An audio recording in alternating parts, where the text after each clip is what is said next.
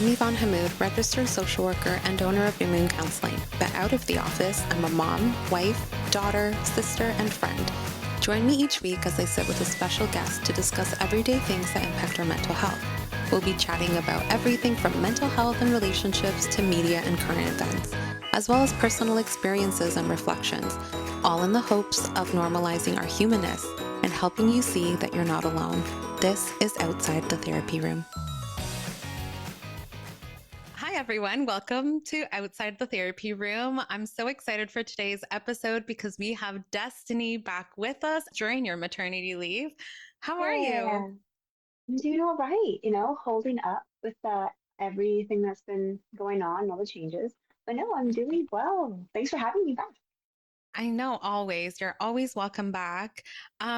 So you're on maternity leave. Obviously, since the last episode that we did with you, there's been some updates. So instead of an Yeah, introduction, would you like to give us a little bit of an update to where your life is at now? sure.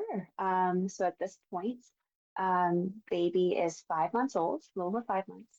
I'm getting a little bit more sleep, which is great. Yay to Um, that.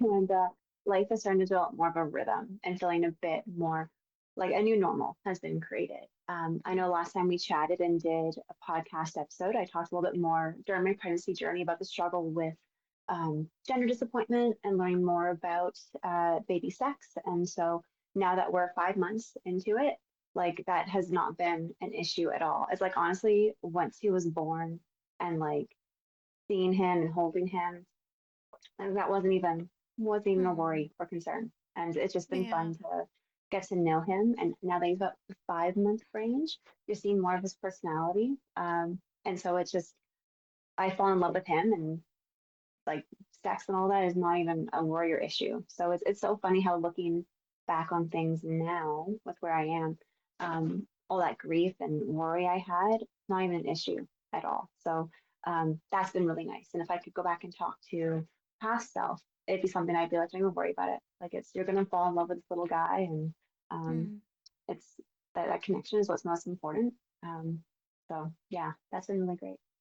Yeah, that's awesome. It's been again like, chatting with you outside of the podcasting world. It's been so Yeah. fun to kind of see you kind of move into this new space, this new kind of identity as a mom.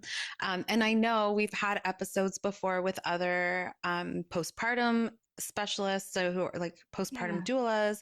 Um, we had Rhonda on who also works with new moms and getting back in tune with their bodies and everything. So we know that the journey of motherhood can be so full of joy and of love and everything, but also full of newness and things that maybe we didn't think about or we didn't know, a lot of surprises, lots of challenges, our bodies going through big changes, our lives change in some way Yeah.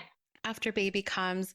And so that's kind of what we're going to be chatting about today because you are in it right now. You are fully in new mom stage. Yeah. And so, like I said, like becoming a mom is beautiful, it's transformative, and often really overwhelming. And I think that's for any stage of motherhood. It can come with its, ups and downs and overwhelming Yeah. feelings. And so, tell us a little bit about your journey into motherhood and what surprised you the most in those early days? So for some reason in my brain, I thought that once I'd have baby, there'd be like this period we can rest and recharge, and then all right, now we go home with baby. That is not the case at all. It's very much like, for me, I was in labor and delivery with about a little under 40 hours, and so it was a Wow. good few days of Hmm. those are exhausting. Getting little bits of sleep here and there, and then it's like your baby's born, like immediately he's in your care. So that for some reason I just didn't my brain didn't think that was a thing. So it's like once Hmm. baby's born, like you're on, like it's go time. Yeah. But some other things that I found really surprising, and like you said, right, it's this is a whole new identity, a whole new way of being, and everything changes. And some Hmm. things that I think I've heard about before, like breastfeeding, something I was really wanting to do with baby. And I've learned how it is such a privilege if it comes naturally. For a lot of folks, including myself, it was not an easy, natural journey. It's actually Hmm. really challenging. Yeah. My milk supply came in low and slow. And at one point, I was taking 14 capsules a day while pumping and power pumping. And it felt like my whole life, every part of my life during my wake windows were all about breastfeeding and trying to increase milk supply, um, which that was pretty exhausting. And that was something I didn't expect to go down that Mm-hmm. road or for the intensity of that anyway. Mm-hmm. Um, Thankfully, my partner and I were working with a lactation consultant who was very understanding. And she was like, your ability to breastfeed does not define you as a mom. And was really good about, if this is a journey you really want to take, there are extra steps we can go, but also like a fed baby is the best baby. So Yeah. if formula is the only way you can go with baby, that is like a very valid option. Um, so that was something that that was a struggle to move through, Mm-hmm. and learn to let go and put in a good 3 months, 3.5 months into it, and then eventually let that one go. And that's actually been really good for me. Yeah. But other things that kind of surprised me in as a parent, how fast everything changes. Like, you're living your life pregnant, so, as comfortably as possible. Mm-hmm. And then once baby's born, it's like, bam, like they're the boss now. They're the ones Yeah. in full control. And I think for the first bit, I was living on a 3-hour time loop.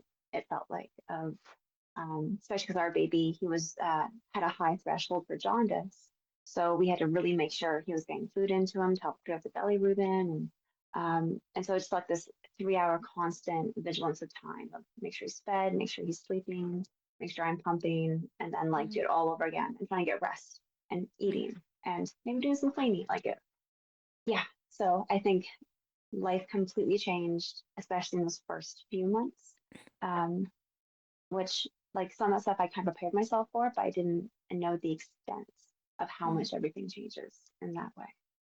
Yeah. I mean, it's a huge unknown. It's an experience that can also be so individual for, different moms out there. And so, as much as we can try to get all of the information we possibly can, it's different when we're actually the ones experiencing it. And again, different moms, different babies, different temperaments, like all of those things happen. But it is, I mean, I think maybe I've mentioned this on the podcast, but I know me and you have definitely talked about it before. Like milk supply was difficult for me too. And that again was something I was just like, oh, in movies, they just pop the baby Yeah. right on the boob and they're good and they're fed. And, so that's what's going to happen. That's what's happened to all the women in my life as well that I've been around when they were pregnant or when they had new babies. And so that was kind of like an expectation I just had. And then that was again like a difficult surprise to kind of learn that right from like the hospital, we had to start our baby on formula because his blood sugar was low. Like there's so Yeah. many things you don't know.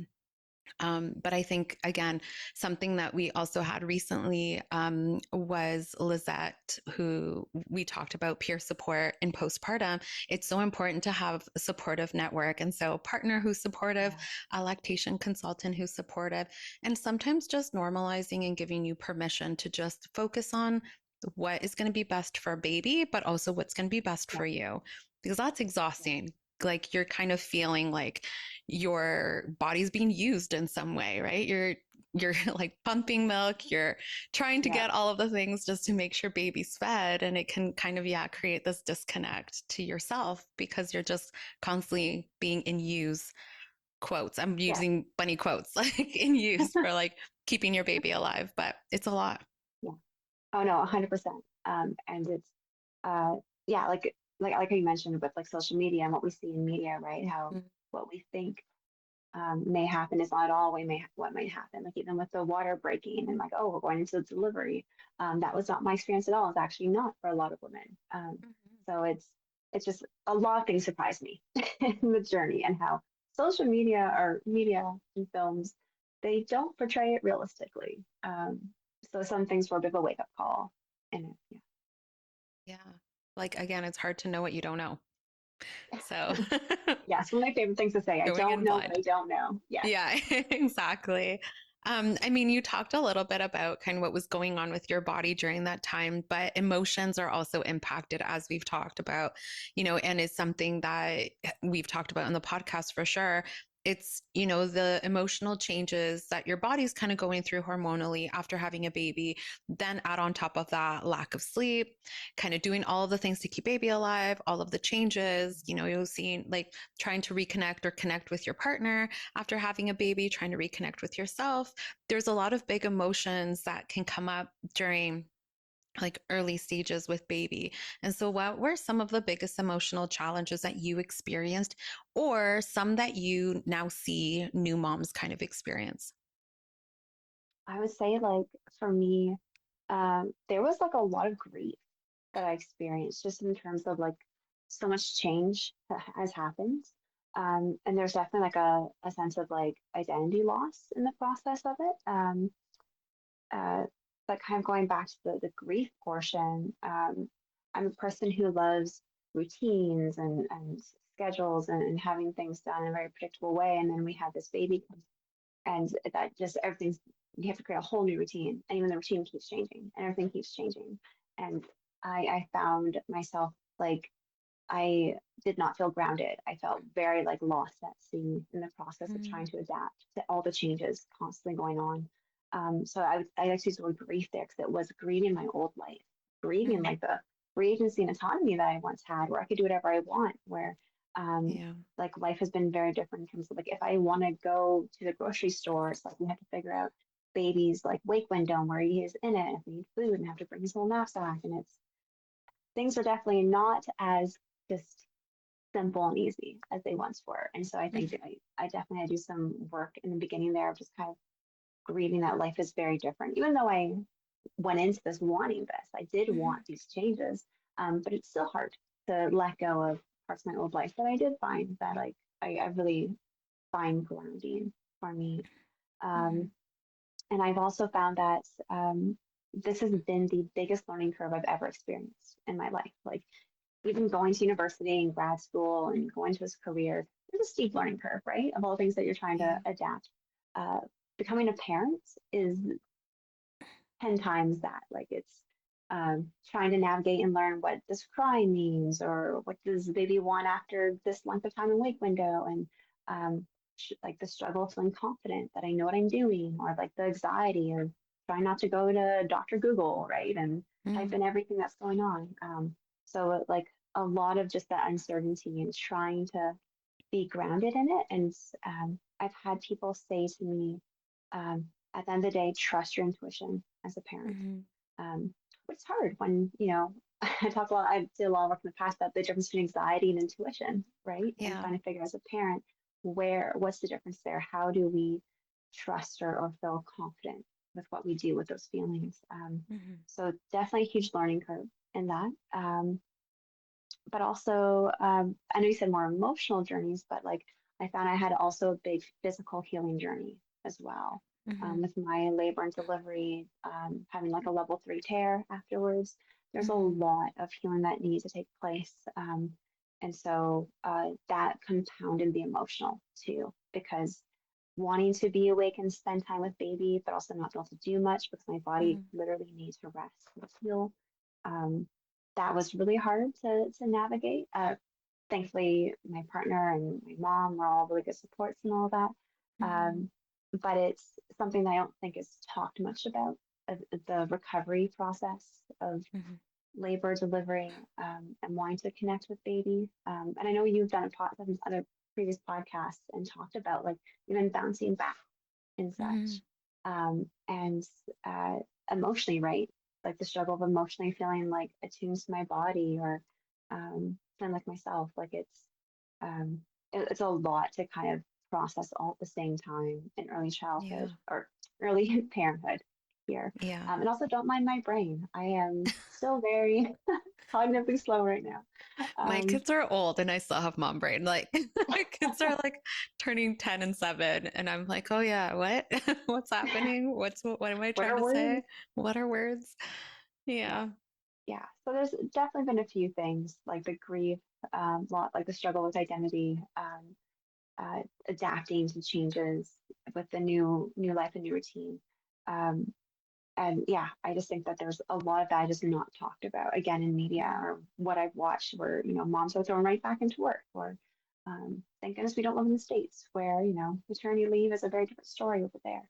I Hmm. don't even know how people are able to function or put two thoughts together well. And because I feel like I'm still just getting my legs back on land Yeah. here with everything. Yeah. Yeah, I appreciate you talking about like the grief that you felt towards your old life because that's such a common feeling that I think some moms don't feel comfortable sharing because it makes them feel like maybe they're not grateful or like they're saying something bad about their kid or like their experience with motherhood. And that's not the case at all. Like, especially in our line of work, like we talk a lot about feeling more than one emotion at the same time. Like that's so normal. And I think in motherhood, you're experiencing a whole mix, a whole whackload of emotions all at the same time. And they can change so quickly. And so you can Yes. feel like a moment of like, grief for how simple it was to go and do groceries before baby and still be so grateful that you have the baby and that you've gone through this experience and like the excitement that you have for like your life together and watching little baby grow, but you can Mhm. feel both things. And it's important to kind of hold space for both of those feelings because there is a lot of grief that not only comes with like those simple things that you could do, like going to do groceries, but also the connection you have with yourself and the relationship with your partner changes. Some family Yeah. relationships also change, and we can grieve how things were before versus how they are now with baby in the mix of everything, right? So I think it's important for other moms who are out there to kind of just know like it's completely normal for you to be feeling a sense of grief, and it doesn't mean that you don't love and care for your Mhm. baby and that you're grateful for your baby, Yeah. like all of those things. It You can feel both ways. And so I just, Yeah. yeah, really appreciated you sharing that.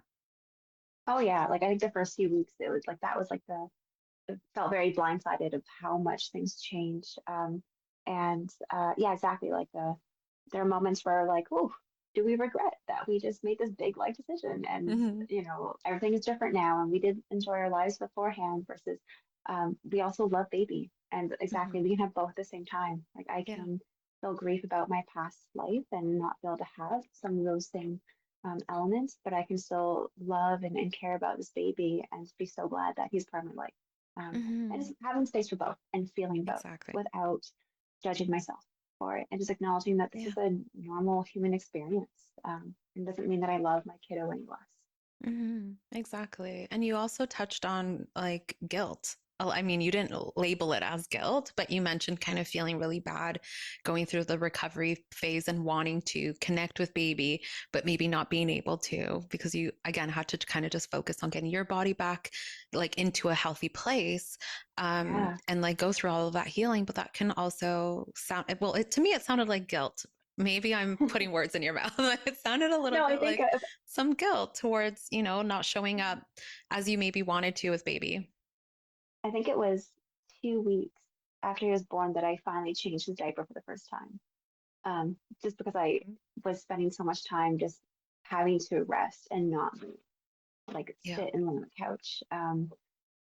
Just because it's like the healing had to happen. And so a lot of that like embarrassment of like, oh my gosh, we're 2 weeks in and I have to learn how to do this. Hmm.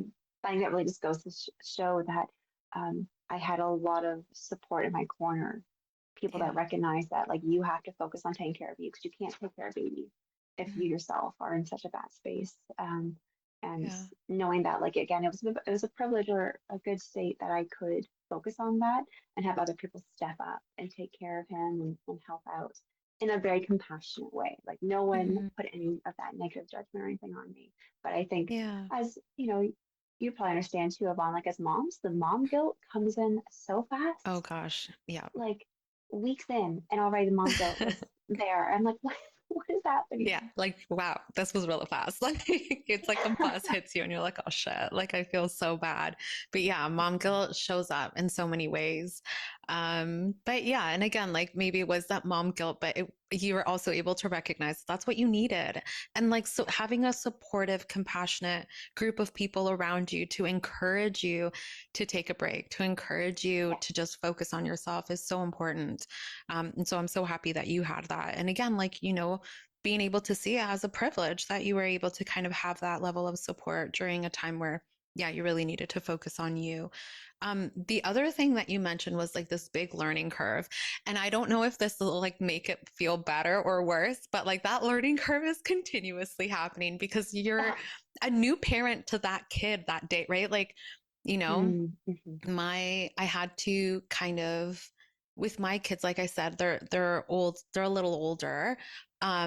And it's still a learning curve in terms of like when they went to kindergarten. Okay, like even like when they're able to communicate emotions, like, what do I say when, they're crying and I'm so frustrated and I'm like, oh, just stop crying. How can I approach my kiddo in the best way? Like, what do we do about like, getting them into their big boy bed? At what age am I comfortable doing that? Like, there's always things that come up. But I think that's also kind of beautiful because like we as moms and as parents are also growing alongside our kiddos. Like we've never been at this stage of our lives, right? And we're never going to be until we reach like that future point. And so we're also growing and learning as humans ourselves, but now we're doing that with our kiddos, which can, again, it can just kind of be like a cool experience when you're kind of growing alongside your kiddo. You're kind of able to support each other, and your kiddo can also see that you're still in the learning stage and you're like, oh shoot, I messed up a little bit, but it's okay, we're learning, we're doing this together. And so it can become like a really cool experience. But at the beginning, like again, there's so much that you don't know, there's so much that you're trying to learn and like again figure out with this brand new little human that you just created, and trying to get to know him, right? Getting Who are you? What are your noises right now? What Yeah. am I doing? Are you hungry? Are you, do Yeah. you need to change a diaper? Like what exactly is going on? So it can be again like huge learning curve that happens like right off the bat. Yeah, but it's very validating to hear that because you are years further with your kiddos because they're older. But I think it's, we're in different stages with kids, but like we have shared emotional experiences of like we are both still learning and evolving and growing. And like the beauty of, we're going alongside our kids and how do we model that? How do we Mm-hmm. model growing up or growing and learning in Yeah. a way of being compassionate towards ourselves, hopefully, and helping teach them that like you're going to be on an ongoing growing journey as well. And Mm-hmm. how can we help you do this in a way that's um, kind and filled with compassion? Yeah. Yeah. And so with a lot of the things that you mentioned, like how did you cope with all of those mix of emotions in those early months? Because it can feel so Um, isolating in the beginning, right? And so, yeah, like how did you cope at that time? um, so yeah, I've mentioned a little bit before of like having a lot of support from like family and friends where my partner was able to take paternity leave. And so he was just a godsend where he stepped up and did all the things. And my mom lived with us for the first 2 weeks. So cooking, cleaning, helping out. My in-laws would come over every few days and bring food and help out. So really like the cliche of it takes a village, like the village was Hmm. both there for baby and for me. um, Yeah. and I think we also knew that it was going to be a very emotional journey. So give myself permission to just cry when I needed to because the Yeah. body is still trying to get everything balanced. And so there'd be times where I'd be sitting there and I just started crying and give myself that permission that it's okay to just feel what you need to feel, kind of Hmm. thing. Hmm. Um, but give myself that space of like your capacity is so diminished that right now the way to cope is just to focus on like on making sure that baby is safe and fed, focusing on me and my relationship with my partner. Like those are the Hmm. top three things that are the most important. And so having people bring us food, help take care of like the survival element. Um, but my mom would like watch babies so that my partner and I could slowly return to some of our hobbies or have connecting times. Hmm. And that was really helpful as like almost glances of life before baby. And because I felt like I Yeah. was like lost at sea here again, just of not having any of my old life, having little moments that I felt like life was back to how it was very grounding. Hmm. Um, so being able to have moments of like gaming for like 30 minutes with my spouse, like that was very helpful. Hmm. Going for walks, getting out of the house. When I Yeah. was physical state of doing so. That was really good because it definitely gives the cabin fever of like, I've been on Yeah. this in this room all day, every day for weeks. Like I need to get out. So being able to actually go visit the in-laws or visit my parents were also really good. Um, and so honestly, it's been just a lot of just connecting with family. And also what's been helpful is give myself again permission, like with responding to messages from people Mhm. and um, like not having to put energy into that. And, a lot of my friends all understand that's like we may not hear from Destiny for a few days or whatever. And there's Yeah. zero pressure. Like they understand that it's my priorities have shifted. And so my energy and where I'm allocating it has shifted. Mhm. And what's interesting too is that I'm the first of most of my friends to have a baby. A lot of them, this is a whole new foreign world. Um, so I've been really appreciative of how, for them, because this is so new, they don't really know what to expect, but they've been there to support me in this Mhm. and wanting to learn what I need. And uh, so just having a lot of positive people, having that village, honestly, like those Yeah. connections are what has been keeping me grounded and surviving, like especially the first 3 months. I think they call it the fourth trimester Mhm. of just adapting. So without them, I'd be in a very different state right now. Yeah, that's amazing. I'm so happy to hear that you had such great support system. Not only like physical support, like your mom coming to stay, your in-laws bringing you food, like all of that, but you also had that emotional support of even like your friends understanding this new stage that you're in or a boundary you may have set saying like, "Hey, I might not respond right away, but I'm still here, still care about you, but priorities have shifted." Like even having that emotional support is so important because it can also again just be a little something that just adds on top of these big emotions we're already experiencing. And you pointed out to like, being the first person in your friend group to have friends again can be new. It can be filled with expectations. It can be also sometimes feel like isolating. Maybe if friends aren't quite understanding. And this kind of brings us into um, like the identity shift that can sometimes happen to new moms and having to navigate that and feeling the grief, trying to like do those things to connect you to this part of your identity that is at your core, like who you are, like a gamer, Yeah. wanting to like spend time outside, like all of these things that you really enjoy. Having the opportunity to get little spurts of that is so important. But did you feel, I mean, it sounds already like you did feel a shift in your identity and motherhood, but like how did you navigate that? Was that something that you were aware of right away or something that kind of creeped up on you? I think it crept up on me because I was so focused on make sure that baby was safe and healthy and alive and breathing. Yeah.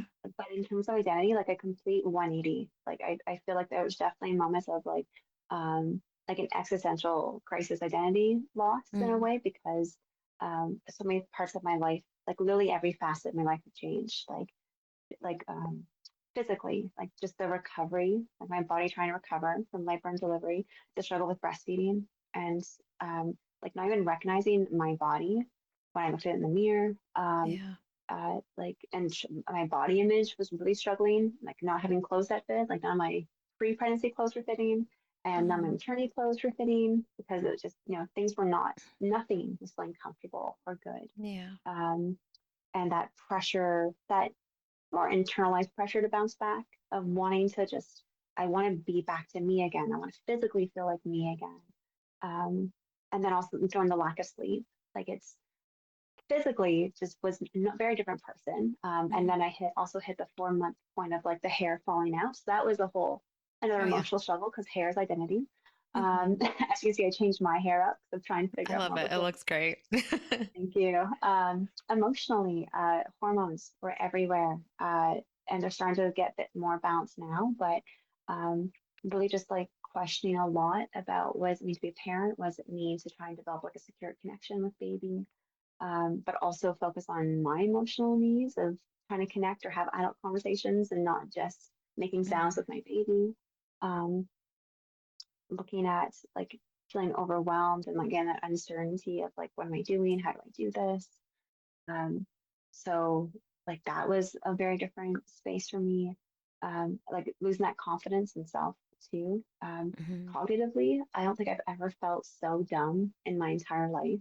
Like, I think the first time we had my partner's family over to meet baby, I think it was like a week after baby was born. And I was sitting on the couch and they're like having conversations. And I could not put words together. And we're sitting there being like, I don't, like, I felt so dumb. And I'm slowly still getting out of that. But like you mentioned, right? Like, mom brain Yeah. is forever. Um, Yeah. but like struggle with word recall, memory recall. Only more recently, I feel like I've been able to use bigger words or $2 words. That makes me feel a little bit more confident. Um, and like you touched on in terms of the identity piece of things that I do that define me. So like I define myself as a nerd, and I mentioned a lot playing video games and board games. So Hmm. not be able to do any of that. Not be able to take care of my plants the way I'd like to. Still need to have energy to play with my cats and hang out with them, or going for walks. Like all the things that were also part of what I did were missing for the most part. So that really threw me about who am I if I'm not doing these things. But Yeah. also not working. Like, oh, don't mind my cat in the background. Not working, and uh, a lot of what I think in Western culture too is like our job is part of our identity. So not working and not leaving the house, not doing very much, or I'm going to put air quotes, not doing very much when actually Yeah. you are keeping another human alive. Yeah.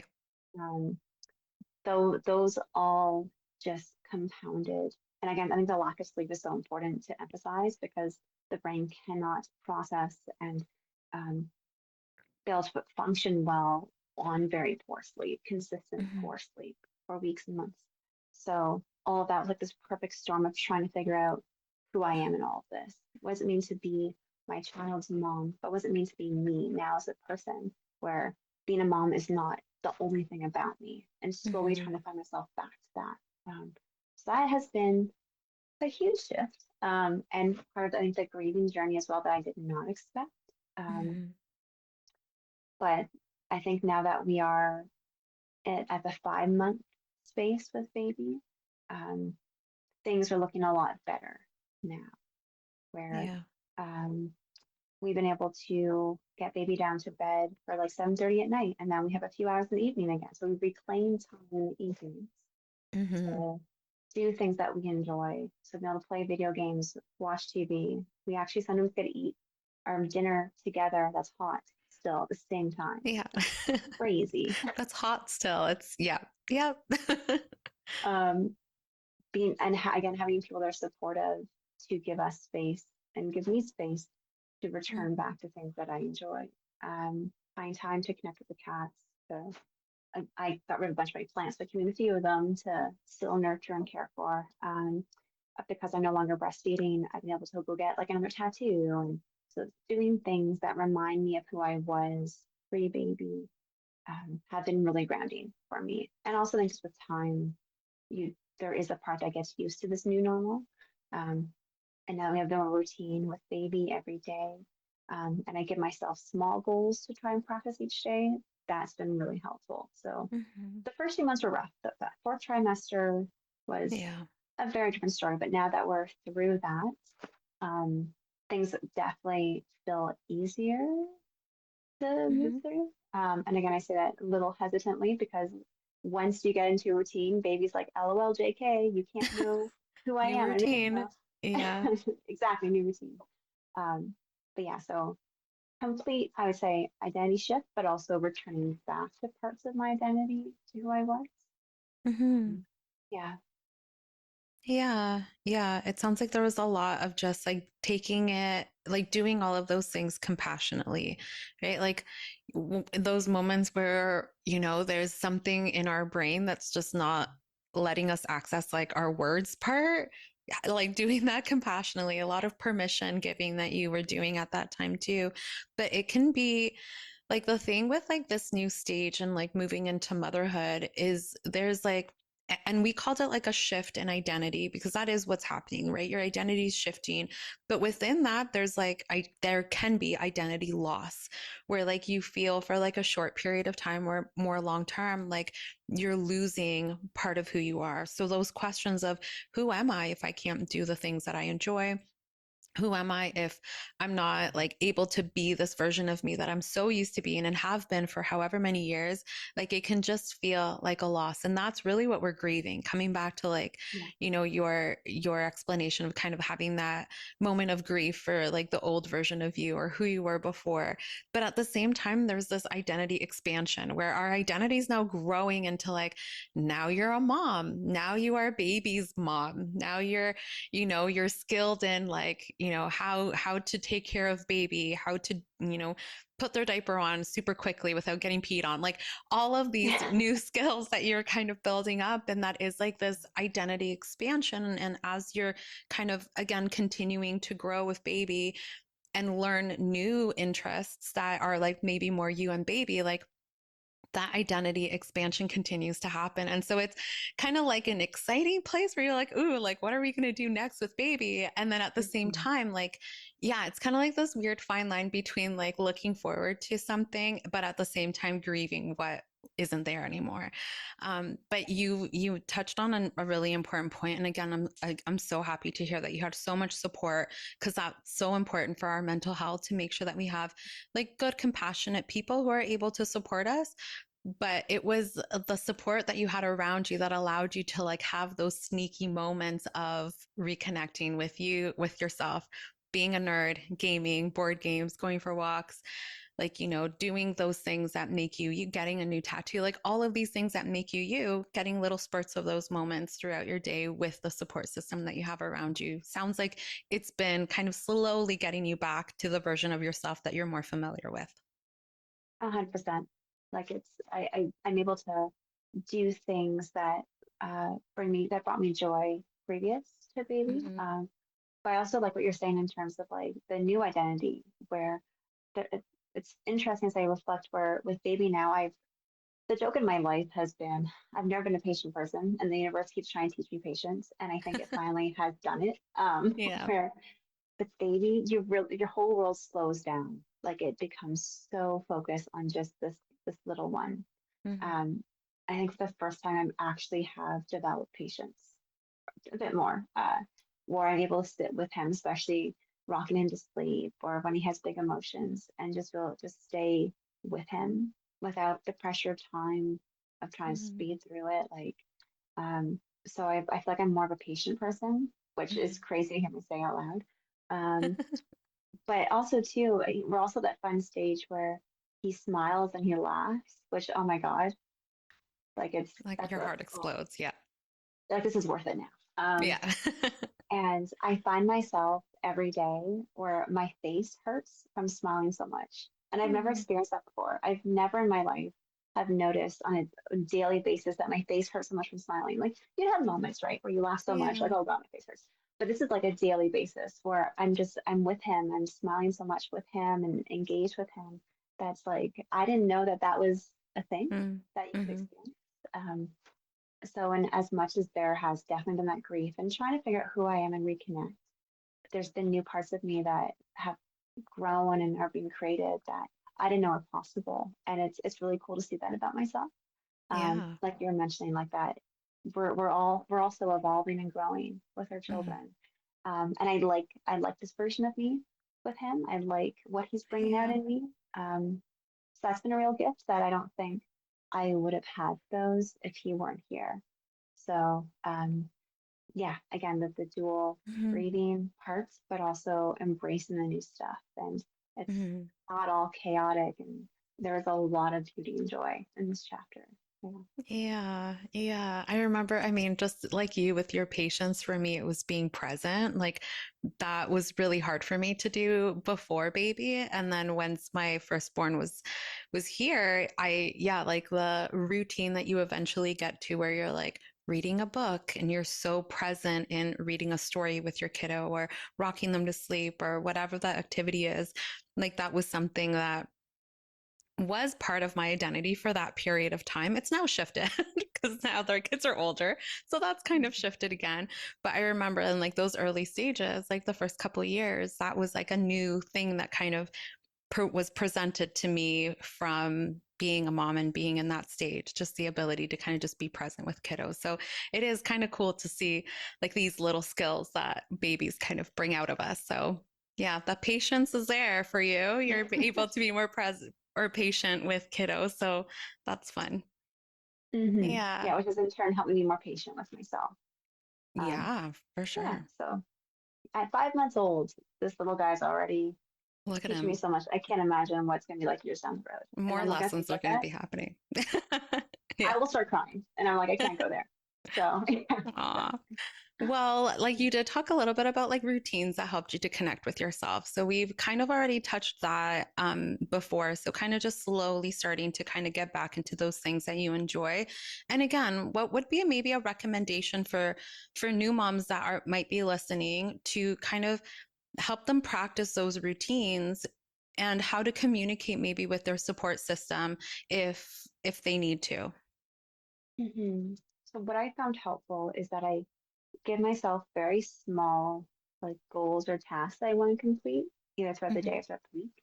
And I'm talking small, like one day a week, one moment a day. Can I practice just stretching my legs? Can I practice? Can I listen to one song that I like? Um, uh, Finding time to like time is tricky here. But be able to find small things that bring us joy alongside the parenting that help us feel like us or feel like me kind of Hmm. thing. Um, Again, I'm really privileged. I'm so privileged in the state because again, I have parents that live by, in-laws that live close, and they all want to be actually involved, and a partner who works from home, and is he was born to be a dad, so that makes it very easy. But being able to communicate like what I need in this moment, kind of thing. Hmm. I think it was we had midwives for a whole process, and we did this birthing learning class when I was pregnant that talked about when different boundaries is established and set up when baby is born. And one of it that I really liked was during the newborn stage, setting up expectations or boundaries where if anyone comes to visit baby, they are doing one of five things or one of four things. Like Hmm. they're showing up and they're bringing you food, they're doing some sort of cleaning or some chore around the house for you. They're taking garbage out of the house when they leave. And they're prioritizing like what do you need in this moment. Like it's the focus is on giving you that support. And that was when I try to communicate to anyone that was visiting the first few months was like, if you're coming, like I need you to do one of these things. Yeah. Um, which again, having people that were receptive to that made it very easy.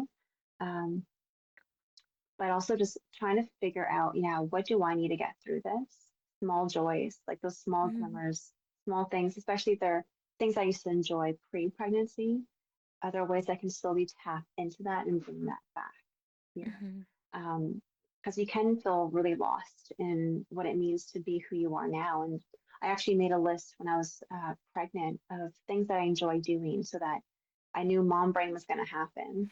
And when I have free time, which of these one things do I want to do today? Yeah. And trying to have the pressure of keeping the house clean or trying to cook all the meals. Like I had to let go of a lot of that, which was also Hmm. hard. Hmm. I love my environment being very clean, but also being, good enough. Where's the point where it's like I don't want to invest energy and my capacity into things um, that I actually need to put into this instead to help fuel me and bring me that energy. And so kind of just knowing what do I need to help me get through this, and then how can I help ask from others to words. How can I ask others to help me attain those things? So I think Hmm. at one point, my mom would come over one night a week and help do the night routine with baby so that my partner and I could have more time together in the evenings. But now that baby has more routine, it's good now. But that was Hmm. really helpful. And for her, she was like, give me my grandson and you guys just go do your things. I want alone time with my grandson now. So it Yeah. wasn't a hard sell for It's like a her. win-win. Yeah. Everyone was winning with that. So not being afraid to ask for help, not being Hmm. afraid to reach out. And again, I'm in a space where like I have people that I trust, people that I know that I can comfortably relinquish care of baby to them. I know that's not the Mhm. case for a lot of people. So if there is anyone that they do, even like a family member or like a cousin or a friend or a neighbor or something, potentially do feel a bit more that safety and trust with, if Mhm. they can have them like help out in some way, and not feel like you have to do it by yourself. I don't think it's possible to do any of this by yourself, care for No. baby and for yourself. Um, and so I think being willing just to ask. Um, and from my experiences, everyone's so excited to see baby that, you have the free time when they take babies. Okay, I know I can leave you in. I can go shower, or I can go do a workout, or I can go to the grocery store kind of thing. Yeah. Um, yeah. Yeah, I think that's the biggest barrier for a lot of moms is like being worried they're going to be a burden or burden other people. And so asking for what they need can be really difficult and uncomfortable. But this is the time for you to ask. Something big happened that is pretty much understood by a lot of people, the majority of people, that this was something challenging. And so even if it's uncomfortable, kind of sitting through like with the discomfort and asking for the things that we are needing and kind of starting slowly and then maybe building up to like a bigger ask. But that's going to be the important thing because people aren't necessarily going to know exactly what it is that you are needing. And so it's important to kind of be able to communicate that.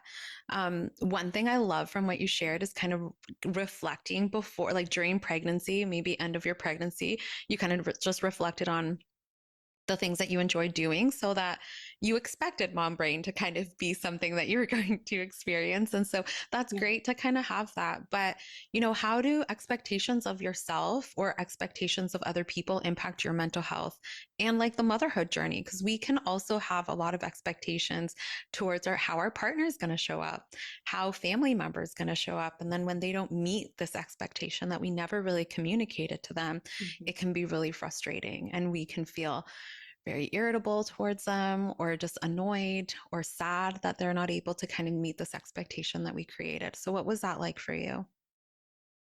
Again, like the grief, like having to give myself space to feel what I need to feel, and not judge myself or be hard on myself of what I'm feeling. Um, I think remind myself too, like you mentioned at the beginning of this podcast about how like motherhood honestly looks different or parenthood looks different for everyone. Like Mm-hmm. there is no typical pathway with every baby. And so almost trying to let go of, you know, I want baby to hit this milestone at this point, or I would like to have my body back to pre-pregnancy state at this point. Like trying to recognize that there is no one size fits all. Mm-hmm. And giving myself that compassion that it's like this journey is going to take what it takes. And was it instead of like focus on the end goal, focusing on the journey of in this moment, how can I enjoy this journey today in this moment, as opposed to trying to focus on like the end goal of what I want. Um, but yeah, navigating expectations can be really hard. Cause like are these expectations that I put on myself and maybe I need to Mm-hmm. change them? Like, are these realistic? Yeah. Or do I have to, communicate that, actually this is an important expectation that I need to defend and I need to communicate more with my loved ones, but how can we compromise or how can we make this happen here? Mm-hmm. Um, like my partner, he parents baby a little bit differently than I do. And Yeah. just learning that that's his way of interacting and showing love. And I'm going to parent a little bit different. And, we have the main goals, but we both do little things a little bit differently, Mm-hmm. and just change expectations around that. Um, so it's not easy because I think it depends on what kind of expectations we're thinking about. I think for me, yeah, an example of the breastfeeding. That was when I had to give that expectation Mm-hmm. of I can just naturally feed my child. I had to let that one go, and I was really grateful for that lactation consultant to really just like say and speak into me of like this is not Yeah. defined as a mom, and it really doesn't. And that was something I had to process and let go of. So again, Mm-hmm. I'm gonna be a broken record here, but like give myself permission to grieve the expectation that was not met, and Yeah. then create and look at what's a realistic one here, um, and try to embrace that with compassion and being kind, um, Mm-hmm. to myself in the journey because um, the world is so easy to condemn moms that Mm-hmm. I we don't need to spiral into that. Um, and one way we can try and challenge that a little bit is be kind to ourselves. It's a not Yeah. spiral into mom guilt. Um, but it's not easy because again, there is no one way with any of this stuff. And so, yeah, Yeah. again, trusting your intuition, um, and yeah, again, just being kind to myself. Hmm. Yeah, that's so important. And like the act of having to let go of an expectation you had, like it comes with its own kind of mix of emotions. But we can, I think communication is something I would add to that in terms of like expectations you may have of other people. And there's an opportunity to do that near the end of your pregnancy or throughout your pregnancy to kind of just check in with the expectations that you might be building for your partner, friends, family members, and just kind of doing a quick check-in. Is this real? Is this a realistic expectation for me to have of my partner, of my parent, of my Mm. in-laws, of my friends?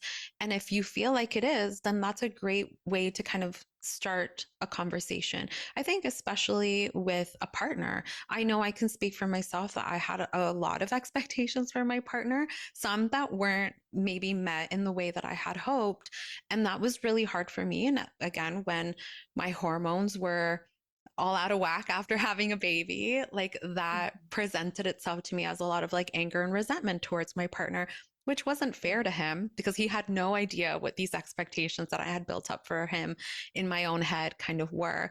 And so having a conversation beforehand or even during like, and that's something I did. I was like, oh my gosh, so I'm really mad at you and you don't even know it because like I have these expectations of you. And we were Mm. able to kind of talk it out and say, like, well, I also had these expectations for me, but Yeah. this is happening, or maybe I was actually getting in the way of him, practicing one of these expectations I had because maybe I was being a little bit more like quote unquote selfish or secure with the baby, not really wanting to give him up to anybody. And so like there's all of these things that we're kind of able to kind of just do a gentle check into our expectations. And I think communicating with the people around us is going to be a really kind of a really good start to kind of just assess and see and also create realistic expectations and everybody kind of be in the know or have at least an opportunity to participate in what this expectation is going to look like. And one thing that, again, the therapist brain, trying to have these conversations and trying to communicate this, it's helpful to do so when we're not hungry or too tired. Yeah. And again, during the first few months, it's survival mode. Like with Mm-hmm. a newborn, you are just surviving. Um, Yeah.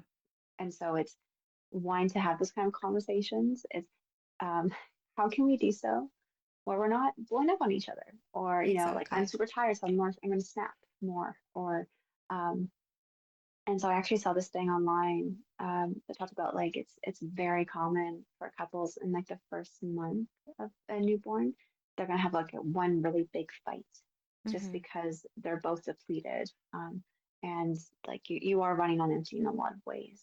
Yeah. So almost I kind of went to the mindset knowing I'm not gonna be my best self. Like the first few months, Mm-hmm. I'm not going to communicate as best as I'd like to. I'm not going to meet like my own expectations, or and you can know that but still really struggle with it, of course. Mm-hmm. And so it's communication, exactly, because we don't know, right, what the other Yeah. person, maybe what my partner wants. But if we're able to communicate in a way that hopefully get some food in you first, like I'll try to have a snack first, or Mm-hmm. my partner and I will, we try to like slow things down, or we'll just be quiet for a bit before we resume back. But give ourselves some space, do some emotion regulation. Deep Mm-hmm. breathing has been my best friend with Oh everything. yeah. All of it. But no, and it's funny how you don't know what expectations you have until baby's here. Until like Mm-hmm. you're holding him and you're like, oh wait, I did not realize I had all this going on for me. Um, Yeah. so yeah, it's being kind to yourself, but also can we communicate exactly what we need? Yeah, I love your therapist part showing up here. Yay, it's still there. It exists But somewhere. it's in there somewhere. But it's halt, right? We've talked about halt. Yeah, Are you hangry? Are you hungry? Are you angry? Are you lonely? Are you tired? And if those are answers yes, then maybe that's not the best time to kind of have a conversation. yeah, At least it won't be maybe as you wanted it to be. Um, yeah. but yeah, what do you wish some new moms knew going into the season? Kind of like, now that you've been in it for 5 months, what's some like sprinkling a little bit of wisdom into other parents or what you wish they would know? Um, oh, that's a good question. I wish I knew the difficulty, like with breastfeeding specifically, because again, that was a big part of all this. And knowing that everyone's journey is different Mm, and different ways of doing things are also equally validating or valid to do. Um, I think also just knowing that this journey is also very hard and it's okay. It's okay to know that this is mm, hard and to hate it sometimes and yeah. to sometimes wish that, maybe life would be very different now if I didn't take this path. And that's a very normal thought and feeling to have, especially Hmm. the first few months. Yeah. Um, so giving yourself that grace that this is really hard, and there's a reason why we have the mantra "it takes a village," right? Like Hmm. that exists for a reason. So drawing upon those supports, people that you feel safe and trust with, and don't feel they're going to judge you, draw upon them a lot if you can. Be selfish, be very selfish the first few months, Yeah. because like you are in that survival mode, and I know you're so focused on taking care of baby, but you cannot take care of baby if you're not taking care of you, and Yeah. that can look like trying to get naps where you can, which honestly is the hardest thing to do is when baby's sleeping, you're supposed to sleep. And as a Hmm. FOMO person, I'm like, no, sorry, I can't miss out on anything. Yeah. Um, but prioritizing yourself and other people might have expectations on you, right? Of like they want to see baby, they want to hold baby. And if you don't Hmm. feel comfortable, you say no. Like if Yeah. you honor your needs and prioritize yourself in that way. But if you're struggling, also reach out for help, like ask those Hmm. loved ones for what you need. This is the time to be very selfish. And Hmm. hopefully there are people that really do want to help and supports. So Yeah. it's give yourself grace, reaching out for support, taking care of you and your needs, trusting your intuition. Hmm. And also know that you do reclaim yourself again. The first few months Yes. are like one of the biggest learning curve ever, but you do get a sense of normalcy back. You are able to return to some of your routines. So life does not stay completely chaotic. You will return back to some things and you will start to feel like you again. And that Hmm. that definitely would give me hope to be reminded you will be able to play video games again, Destiny. Hmm. Just knowing that Yeah. it won't stay this intense forever. Things do change and you will reclaim time again. And that's such an important reminder because, like they say, like, the days are long, but the years are short. Like, so much change is going to happen. And kind of knowing that this isn't going to be the permanent thing forever it can just like, give you a little bit of the hope of like, okay, we're in this. And I know that soon we're going to be out of this. But everything you shared is so valid. And I think, yeah, that's going to be really helpful for some folks as they're kind of going into this journey, which can again, beautiful, joyous, so exciting. And at the same time, you're dealing with so much change, so much overwhelm. And so if you do have any of those like, moments of grief or moments of maybe really disliking that moment that you're in motherhood at that time, it's completely okay. And it doesn't mean that you don't love your baby. It doesn't mean that you don't love where you're at. It just means that you're having a really hard time. And that's okay. Mhm. And there's resources out there. Exactly. If family maybe isn't available for you to go to for support, there's great peer support, there's great resources in your community to be able to offer some of that support. So it could be like a mommy and me day, or going somewhere where you can meet with other moms and kind of get some of that validation. But yeah, it's about seeking some of those resources and using up the resources that you also have available. So yeah. Yeah, Yeah. exactly.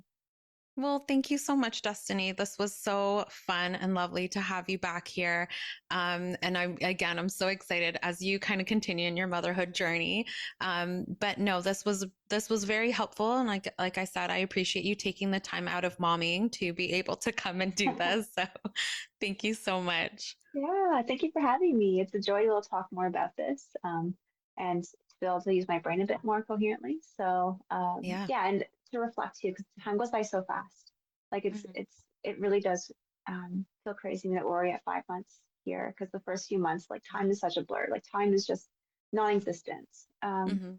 in all this. So it's really cool for me to reflect, and see how much I've grown in the past few months. So thank you for having me on here and talking Yeah. about all of this. Oh, of course. Well, you're always welcome back.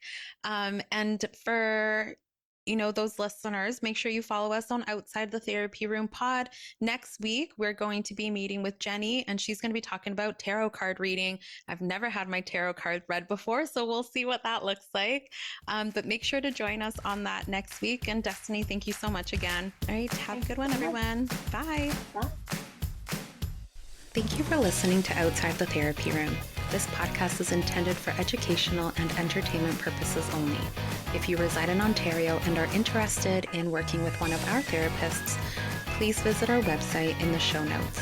If you reside outside of Ontario, a quick Google search or search through Psychology Today will help you find a therapist near you.